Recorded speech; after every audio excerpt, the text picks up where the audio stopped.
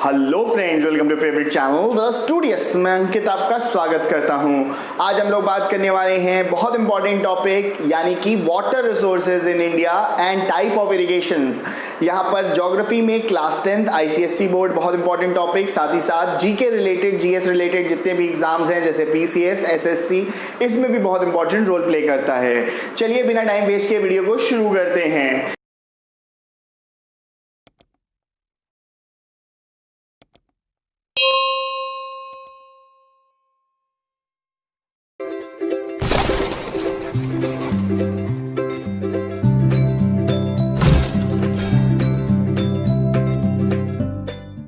इससे पहले की वीडियोस आई बटन पे लिंक दी हुई है, जाकर देख लीजिए, जिसमें हम लोगों ने क्लाइमेट ऑफ इंडिया के बारे में बात किया है, साथ ही साथ हम लोगों ने सॉइल ऑफ इंडिया के बारे में और नेचुरल वेजिटेशन के बारे में बात किया है।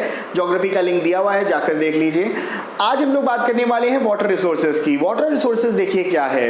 वाटर रिसोर्सेज की अगर हम बात करें तो पूरी दुनिया में जितना भी फ्रेश वाटर है उसका मात्र 4%, जी हाँ, only 4% is available in India. और पॉपुलेशन के रिस्पेक्ट में बात करें तो इंडिया में 18% of the population of the world is there, यानी कि 18% बड़ी है हमारे पास जनसंख्या। इतनी बड़ी जनसंख्या है पूरी दुनिया की और केवल 4% पानी है। लेकिन शुक्र करिए कि हमारा एक मॉनसून कंट्री है, यानी कि कंट्री में tropical monsoon type of climate, यहाँ पर दो मॉनसून क्लाइमेट आते हैं, जहाँ पर साउथ वेस्ट मॉनसून क्लाइमेट आता है और दूसरा एक रिट्रीटिंग मॉनसून क्लाइमेट, जिससे कि पानी की अवेलेबिलिटी काफी हद तक मॉनसून पूरी कर देता है। इसी वजह से वाटर स्कैर्सिटी से हम अभी तक बचे हुए हैं। लेकिन due to the concrete jungles, यानी कि बहुत ज्यादा अर्बनाइजेशन और इंडस्ट्रियलाइजेशन की वजह से वाटर बॉडीज बहुत ज्यादा कंटैमिनेट हो रही हैं। इसीलिए रेन वाटर हार्वेस्टिंग वगैरह पे, वाटर कंजर्वेशन पे हमें बहुत विशेष ध्यान देने की जरूरत है। आगे आने वाले वीडियोस में हम इसके बारे में भी जिक्र करेंगे। यानी कि फ्रेश वाटर वो वाटर होता है जो रिवर्स, लेक, पॉन्ड्स और अंडरग्राउंड द अर्थ सरफेस आपको मिल जाए in the form of underground water. ये आपके जो होते हैं फ्रेश वाटर, मीठा पानी जिसको हम लोग पी सकते हैं, और ये रिन्यू होता है हर साल with the help of rainfall. और जो हमारा सॉल्टी वाटर है, इंडिया आपकी एक ऐसी कंट्री है जो पेनिनसुलर है, यानी कि 3 साइड ये वाटर से घिरी हुई है, अरेबियन सी, उसके बाद इंडियन ओशन और बे ऑफ बंगाल। तो बहुत इंपॉर्टेंट है कि हमें अपने फ्रेश वाटर को बचाकर रखना चाहिए। फ्रेश वाटर बेसिकली दो तरह के से अवेलेबल हैं। एक होता है सरफेस वाटर। सरफेस वाटर मतलब ऐसा वाटर जो हमारे जो top layer of the earth पर अवेलेबल है, यानी कि रिवर, पॉन्ड्स, लेक्स, स्प्रिंग्स, ये सारे। और जो हमारा अंडरग्राउंड द अर्थ है, इसे अंडरग्राउंड वाटर बोलते हैं। इसमें आपका जो पानी जमीन के अंदर है, जिसे वाटर टेबल के नाम से भी जाना जाता है। लेकिन आपको जानकर ये बहुत ही चिंता का विषय होगा कि वाटर टेबल इंडिया में सिग्निफिकेंटली बहुत तेजी से रिड्यूस हो रही है। इसके दो कारण हैं। ओवर एक्सप्लॉयटेशन, बहुत ज्यादा हम एक्सप्लॉइट कर रहे हैं अपने नेचुरल रिसोर्सेज को और ग्राउंड वाटर को वेल्स और ट्यूबवेल्स के फॉर्म में। और दूसरी चीज, यहां पर ज्यादा इंडस्ट्रियलाइजेशन और अर्बनाइजेशन होने के कारण से जो वाटर है वो सीप इन नहीं कर रहा, यानी कि वो सोख नहीं रही है जमीन अंदर, नीचे नहीं जा रहा। इसी वजह से जो वाटर है वो रिप्लेनिश नहीं हो रहा है, यानी कि फिर से वो तैयार नहीं हो रहा जमीन के अंदर, यानी उसके अंदर जाएगा नहीं, पोरस रॉक्स है नहीं अब, तो उस वजह से पानी और घटता जा रहा है। तो इसके लिए भी रेन वाटर हार्वेस्टिंग बहुत इंपॉर्टेंट एक टेक्निक है। अब बात करते हैं India as a country. India एक एग्रीकल्चरल कंट्री है। आपको मालूम है इंडिया में एग्रीकल्चर बहुत ही एक इंपॉर्टेंट ऑक्यूपेशन है। लगभग 40% हमारी जो जनसंख्या है वो एग्रीकल्चर पे इस समय डिपेंडेंट है, करंटली की अगर बात करें। और इससे पहले तो 60% तक हमारी इंडिया की पॉपुलेशन जो थी वो कहां पे डिपेंडेंट थी? एग्रीकल्चर पे। तो एग्रीकल्चर जो है ये बहुत इंपॉर्टेंट रोल प्ले करता है। और एग्रीकल्चर को बढ़ाने के लिए क्या चाहिए? इरिगेशन। अब समझिए इरिगेशन क्या होता है। इरिगेशन मतलब हिंदी में बात करें तो सिंचाई। सिंचाई व्यवस्था अगर अच्छी होगी, अच्छे से पानी की अवेलेबिलिटी होगी, खेतों में पानी पहुंचेगा तो फसल भी अच्छी होगी। कहते हैं ना, अगर पानी पहुंचेगा तो फसल लहलहा जाएगी अच्छे से। तो इसी वजह से हमारी कंट्री में भी इरिगेशन बहुत इंपॉर्टेंट है, because irrigation provides correct level of water needed in the fields, जिससे कि proper growth of the agricultural land हो, ग्रोथ ऑफ क्रॉप्स हो और क्रॉप रोटेशन इंडिया में अब जानते हैं कि पॉपुलेशन ज़्यादा होने के कारण से और बहुत ज़्यादा एग्रीकल्चर पे डिपेंडेंट होने के कारण से हम लोगों को क्रॉप रोटेशन को इस्तेमाल करना पड़ता है, मल्टीपल क्रॉपिंग करनी पड़ती है।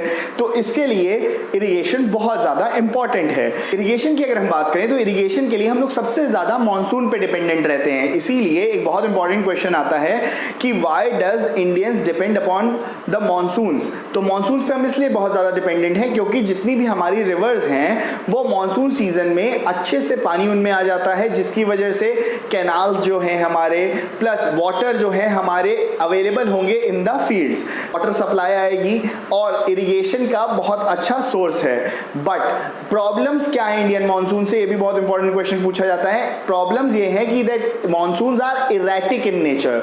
इरेटिक मतलब क्या होता है, मानसून फिक्स नहीं है, कहीं पे भी ज़्यादा बारिश हो जाती है, कहीं पे भी कम बारिश होती है और कभी भी प्रिडिक्टेबल नहीं है। प्रिडिक्टेबल मतलब कभी आप ये नहीं प्रिडिक्ट कर सकते कि कितना मानसून होगा, कभी ज़्यादा मानसून आता है तो फ्लड्स हो जाते हैं, कभी कम मानसून तो ड्राउट्स। तो बहुत आप कह सकते हो प्रॉब्लमेटिक ये प्रॉब्लम्स आती हैं मानसून से रिलेटेड। इसके बाद इसमें अनइवनली डिस्ट्रीब्यूशन होता है। अनइवनली डिस्ट्रीब्यूशन मतलब आप अगर देखें करेंटली अगर इसी साल की बात करें तो आपने देखा होगा कि जो western part of the country है यानी कि महाराष्ट्र, एमपी और आपका गुजरात, राजस्थान, इधर बहुत ज़्यादा बारिश हुई और यहाँ पे फ्लड्स की सिचुएशन हो गई, जबकि जो central part of the country है उसमें बहुत ज़्यादा बारिश नहीं हुई। तो इसी वजह से इट इज़ वेरी इंपॉर्टेंट कि हमें देखना होगा कि जो रेनफॉल है वो प्रॉपरली और इवनली डिस्ट्रीब्यूटेड नहीं होती।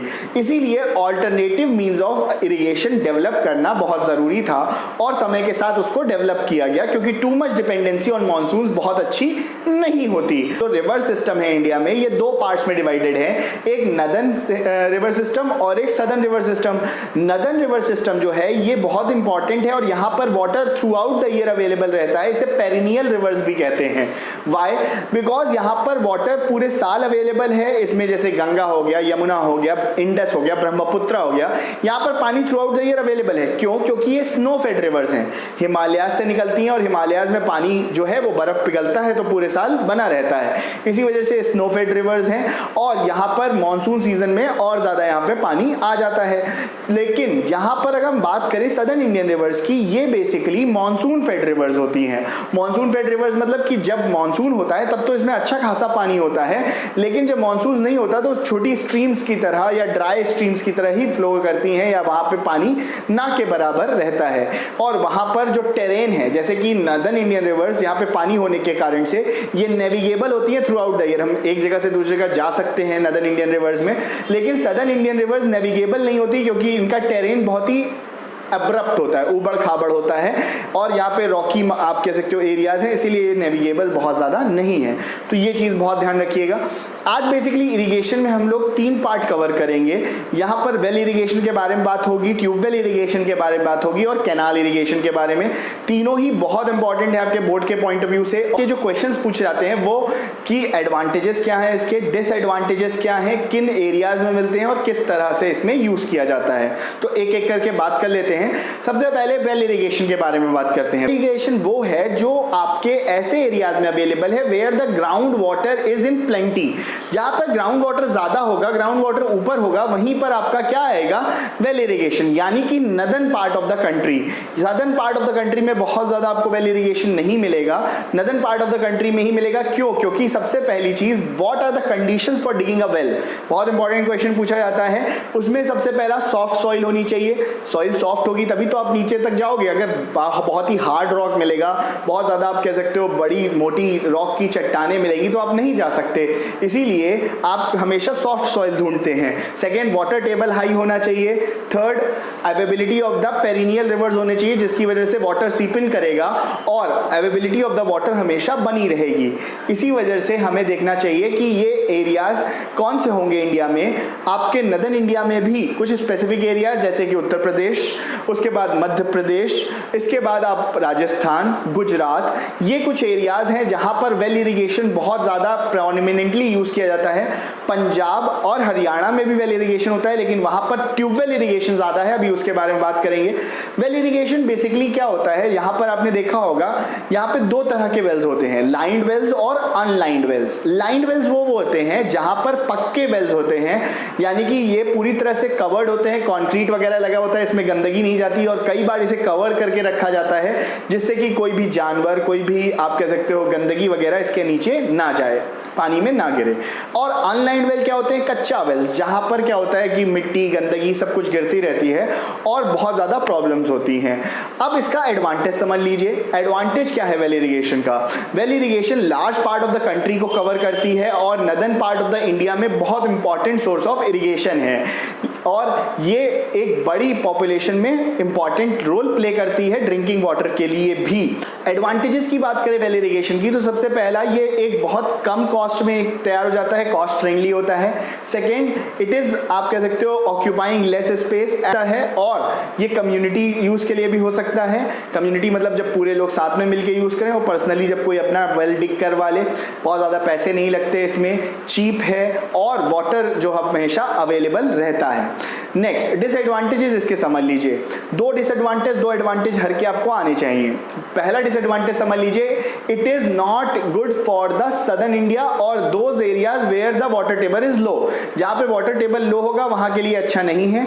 सेकेंड, यहां टाइम टू टाइम इसकी जो डेप्थ है उसको बढ़ाना पड़ता है क्योंकि वाटर टेबल नीचे चला जाता है, इसकी वजह से पानी भी सूख जाता है तो उसे और डिग करके नीचे जाना पड़ता है। Third, it is not used to irrigate large areas. मतलब क्या है कि ये पानी जो है वो बहुत ज्यादा बड़े एरियाज में अवेलेबल नहीं हो पाता। क्यों नहीं हो पाता भाई? सीधी सी चीज है, क्योंकि ये मोटर वगैरह तो लगी नहीं है तो कितनी दूर तक आप लेकर जाओगे, तो बहुत बड़े एरिया को इरिगेट नहीं कर पाएगा, इसीलिए छोटे एरिया को इरिगेट करता है। अब बात करते हैं ट्यूबवेल्स के बारे में। Tubewells are a modern form of well only. अगर हम ट्यूबवेल की बात करें तो ये वेल का ही मॉडर्नाइज्ड फॉर्म है।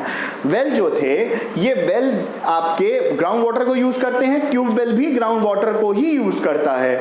यहां पर ट्यूबवेल जो है सबसे ज्यादा आपके पंजाब, हरियाणा, उत्तर प्रदेश, इसके बाद एमपी और राजस्थान, गुजरात के एरियाज में यूज में आता है। यहां पे भी नदर्न इंडिया में ही ज्यादा यूज आता है क्योंकि वाटर टेबल यहां पर हाई होता है as compare to southern India. जब बात करते हैं हम ट्यूबवेल इरिगेशन की, तो जब हमारा ग्रीन रेवोल्यूशन आया तो ट्यूबवेल इरिगेशन बहुत तेजी से बढ़ा क्योंकि ट्यूबवेल इरिगेशन लार्ज एरिया को इरिगेट करने के लिए यूज में आता है और वाटर जो है ये मोटराइज्ड फॉर्म में दूर तक पहुंचाने का हेल्प करता है।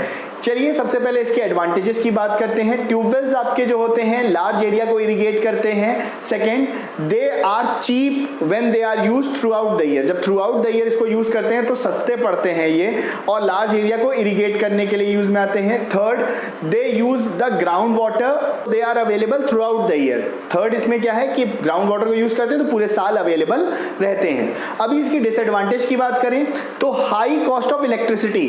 जान दीजिए कि अगर आप ट्यूबवेल चलाएंगे तो पैसा तो लगेगा भाई, इलेक्ट्रिसिटी का पैसा देना पड़ेगा। मान लीजिए कई बार सरकार बिजली फ्री वगैरह देती है, उस केस की तो बात नहीं करते हैं, लेकिन जब कभी आपको इलेक्ट्रिसिटी का बिल देना है तो हाई इलेक्ट्रिसिटी कॉस्ट आती है। Second, it is not good for small farmers. जो छोटे फार्मर्स हैं उनके लिए अच्छा नहीं है क्योंकि उनके लिए बहुत ज्यादा एक्सपेंडिचर बढ़ जाएगा। Third, it is basically time to time boring has to be done. इसमें भी बोरिंग वगैरह करानी पड़ती है क्योंकि कई बार सॉल्टी वाटर आ जाता है या वाटर जो होता है वो प्रॉपरली नहीं निकलता, गंदगी मिट्टी वगैरह आती है तो उसको भी साफ करवाना पड़ता है, टाइम टू टाइम पाइप्स को चेंज कराना पड़ता है। ये सारे इसके मेनली डिसएडवांटेजेस हैं। इसके ज्यादातर एडवांटेजेस ही होते हैं क्योंकि ये लार्ज एरिया को इरिगेट करने के लिए काम में आता है और अच्छी फसलों के लिए नॉर्दर्न इंडिया में तो सबसे ज्यादा पॉपुलर हमारा ट्यूबवेल इरिगेशन ही है। अब बात करते हैं एक और बहुत ही पॉपुलर में की जिसका नाम है कैनाल इरिगेशन। कैनाल इरिगेशन भी ज्यादातर आपका नदर्न इंडिया में ही यूज में आता है। Canal irrigation basically northern India southern India दोनों में ही यूज में आता है। अब कैनाल इरिगेशन में समझ लीजिए क्या होता है, आपने सुना होगा नहर। जी हाँ, नहर को ही कैनाल इरिगेशन में जाना जाता है। यहां पर नहर भी दो तरह की होती है, एक लाइन्ड और एक अनलाइन्ड। अनलाइन्ड जो आपकी कैनाल्स होती हैं इसके डिसएडवांटेज बहुत ज्यादा है और ये पूछे जाते हैं एग्जाम में, what is the disadvantage of unlined canal. तो अनलाइन्ड कैनाल का क्या डिसएडवांटेज है कि कि वहां पर जो वाटर है वो पडल हो जाता है। पडल मतलब कीचड़ के फॉर्म में हो जाता है। क्यों? क्योंकि कई बार पानी एक जगह इकट्ठा हो जाएगा, कीचड़ वगैरह होगा।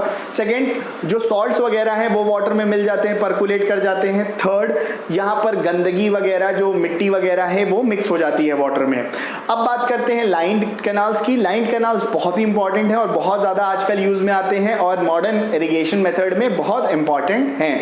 कैनाल बेसिकली जो होते हैं ये कैसे पानी देते हैं ये समझ लीजिए। कैनाल जो होते हैं किसी न किसी रिवर या वाटर बॉडीज से कनेक्टेड होते हैं या किसी एक बड़े ट्यूबवेल से कनेक्टेड होते हैं। कैनाल्स की बात करें तो कैनाल्स दो तरीके के होते हैं वाटर अवेलेबिलिटी के हिसाब से। एक तो हो गया पेरेनियल कैनाल्स और दूसरा होता है इनउंडेशन कैनाल्स।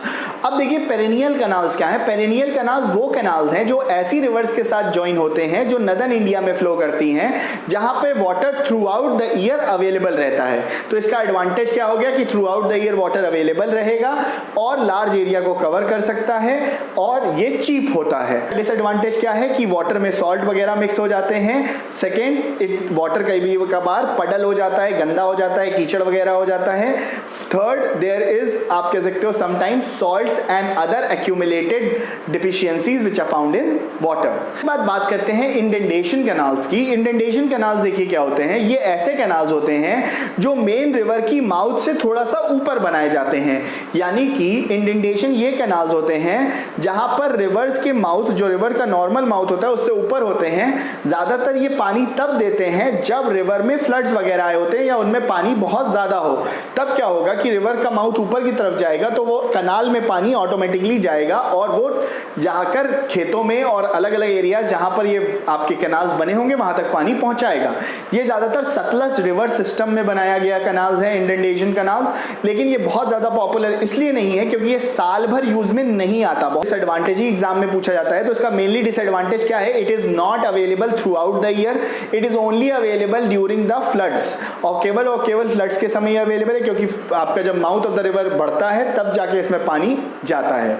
आई होप आज का वीडियो आपको अच्छा लगा। वीडियो अच्छा लगा तो जल्दी से इसको लाइक कर दीजिए, चैनल को सब्सक्राइब कर लीजिए और इसको शेयर करिए among your friends. Bell notification दबाना ना भूलें जिससे लेटेस्ट सारे नोटिफिकेशन मिल जाए जैसे ही वीडियो अपलोड होती है। और कमेंट करके बताइए कि वीडियो कैसा लगता है। साथ ही साथ इंपॉर्टेंट क्वेश्चंस को नोट डाउन कर लीजिए और एक बार चाहे तो फिर से वीडियो को रिवाइंड करके आप देख सकते हैं। अपना ख्याल रखें, अपने देश का भी। जय हिंद, जय भारत। Thank you.